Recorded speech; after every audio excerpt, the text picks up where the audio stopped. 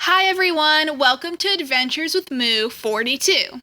This is where I will be sharing my garden and food adventures. I'll also be sharing with you my favorite recipes, garden tips, garden projects, and more. Thank you for watching and enjoy! Hey guys, we are making butternut squash. So, step 1, get your butternut squash. Step 2, ready for some magic? Oh my god, it's pre-cut! So, you cut it out. Then, you're going to scoop this lovely kind of innards. You're going to scoop it into a bowl. And yes, we are going to pretend that it just magically comes out like this. Oh my god! Isn't this amazing? So, on a side note, these seeds and these innards, you can roast like pumpkin seeds.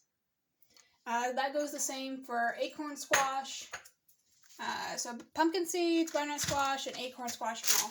You can roast them all. Now, I also got another one.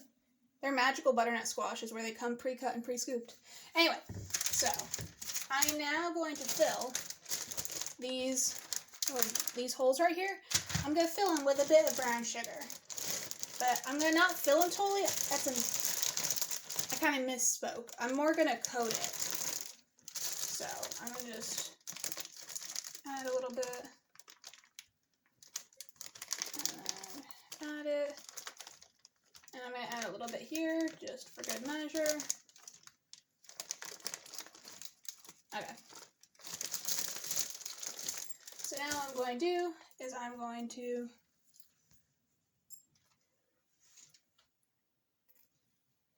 okay, so here we are. We're going to just kind of spread it around.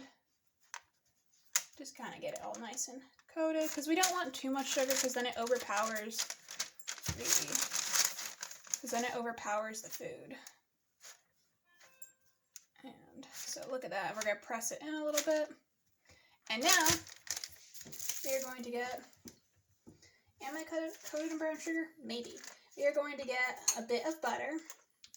Now I don't even use a whole tablespoon. It's just maybe a half tablespoon per one. And I'm going to cut the butter up into tiny little pieces.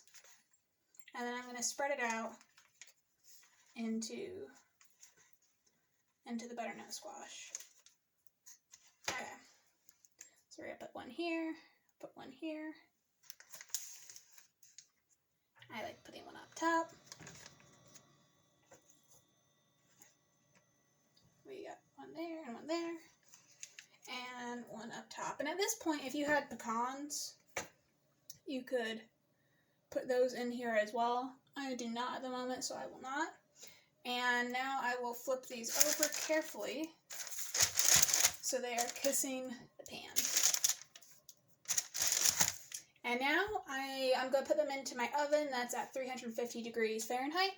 And the way you're able to tell that these are done is when you can take a fork and pierce it easily through the squash. And obviously you wouldn't do it through the whole part. You'd want to do it up here.